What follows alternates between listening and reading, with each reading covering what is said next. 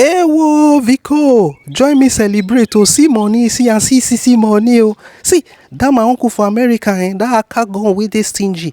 He don't finally send me $1,000. Wow. Congratulations, my guy. No wonder you don't dey raise shoulder since. I just dey look and say, wetin dey worry this guy? So $1,000 dey your pocket since. Congratulations, my guy. That your stingy uncle finally came true. Congratulations. But wait. Before we get too excited, make I ask you, wetin you plan to do with this money now? May you just give me brief idea. Just hint me wetin you wan do with this money. Victor, you know say I dey trade forex small na. All those demo accounts I dey trade am small. So as money don come na, I'll just fund my live account. I'll just go live. Wo see mumu. E be like say you don dey craze o. You think say forex na for every Tom, Dick and Harry? All those small change wey you dey make for demo, you no get any emotion, you just relax because you know say na demo account. Na make you dey make the money now. My guy, if you go live account, you enter live. By the time you enter trade, your BP rise. My guy, you go blow your account. Not try am o. Go put this money for forex. Forex no be yeye o. See, ma tell you. E get wetin I go tell you where you go put this $1,000. In a matter of few months, my guy, you go get over $200,000. And na still forex. But you know wetin? I no go give you the idea now. Carry me go beer parlor. By the time I do 1 or 2 bottle, I go open mouth bagada and I go tell you all the secrets. I go lie for you.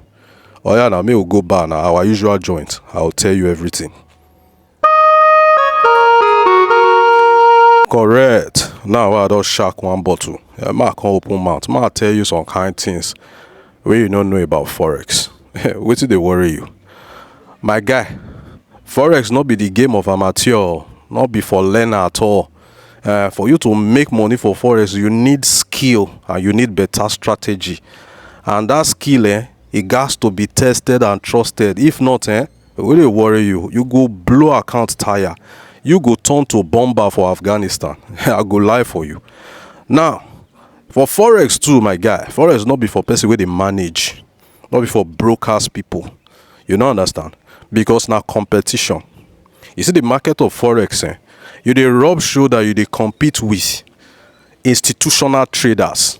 You know who be institutional traders? Banks. All those money where they put for bank, which it is a bank they use and do. They use and they trade forex now. I go lie for you. So imagine you enter market, you enter one trade with this your yeye $1,000. Zenith Bank enter the same trade with $2 million. My guy, small drawdown, your money don't go.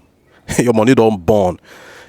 GT Bank or Zenith Bank with their $2 million, they'll fit did that trade with constant drawdown for a whole year. They'll still hold that trade till the trade go in their favor. They dig it back. Now they be the whales now. With your $1,000, you na crayfish. You know what in way they do crayfish for inside water now? They chop them. So forex now for people we get better capital. Now for you to get better capital, I'll give you one check. One business they call the Akashx. If you join Akashx, you buy 1 year subscription with this your $1,000. Akashx go give you $200,000 challenge prop firm funded account. I go lie for you. Now what it be prop firm? Prop firm na company wey be say they get money. They give money to people wey sabi trade. You don't understand? They give money to people wey sabi trade, but they trade. They'll come do profit sharing. You don't understand? So this prop firm, banks they give them money, high net individuals we don't know what to do with the money, they give them money, hedge funds they give them money, may they find better traders. We go they trade the money so that they go they do profit sharing. You don't understand? So these accounts they are meant for sale. If hedge funds say make everybody can't take them, if prop firms say make everybody can't take them, every Tom, Dick and Harry go can't take them. So it is for sale. Now apart from the fact say it is for sale, you need to prove to them say you go fit make required profit and minimal losses on that account before they will trust you with that kind of money. Now make na challenge account you go fair get of $200,000. Now when you pass the challenge, they'll come unleash that $200,000 for you on a live account. That time they don't trust you. Now how you go take pass the challenge? since you no sabi trade. Na there Akashx for coming.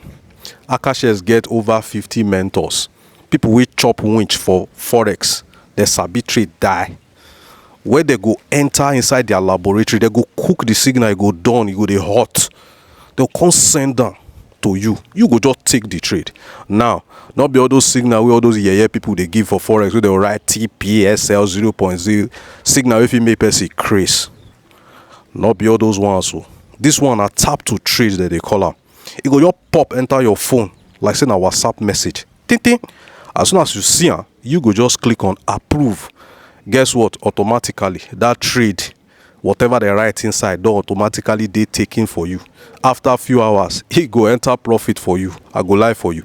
If you dey consistent, you dey take your tap to trade signal on a steady, my guy, within few weeks or few months, you don pass the $200,000 challenge. Ma shock you. They'll come release the $200,000 for you. Now your own. They use that the trade. You see that same tap to trade feature for Akashx where you take pass the challenge. Now you come to the trade now. Akashx signals from their mentors get over 80% accuracy win rate. It shock you. So imagine now say you get $200,000 funded account. You can't make 10%, only 10% profit in a month, which you feel make more than that. How much be that? $20,000. Money where they make winch they fear. $20,000. The profit go take 20%, which is $4,000. You carry $16,000 go house. You don't understand so? That are money where they shame poverty. You convert am to naira, fear go cash you. So that kind of money now you can't make on a monthly basis. So I not like Muku they play small. If you carry this $1,000 now, go open barbing salon. Fire go catch the barbing salon. You know how much for a liter of fuel now. Any business you want to use this $1,000 do for this harsh economy, it go run down. No? So now the best opportunity now me they tell you so. But the Akashx and the prop firm, they reliable. You ask better question. They very reliable. You know, say me I no go tell you wetin no make sense. My daily choice now be the parent company of Akashx. Akashx na subsidiary. Now I give you jerk about my daily choice. My daily choice na American company. The founder they be husband and wife. Josh and Jenna Zwagil. It be like say you don't know them. Their product popular past them. You know that fuel for Akashx. That liquid where they limit how much fuel motor they shop now. Not them now, and then they produce them now. They be one of the biggest MLM companies in the world. Even this CBD oil, hemp works, now them be the brain behind them now. They get over 13,000 products. They even dey into hotel booking, flight reservation, everything. If you be affiliate, you join their business or more. Products and services plenty where you go sell tire.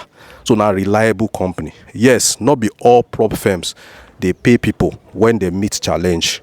But this one, coming from a reliable MLM company, they do their due diligence now.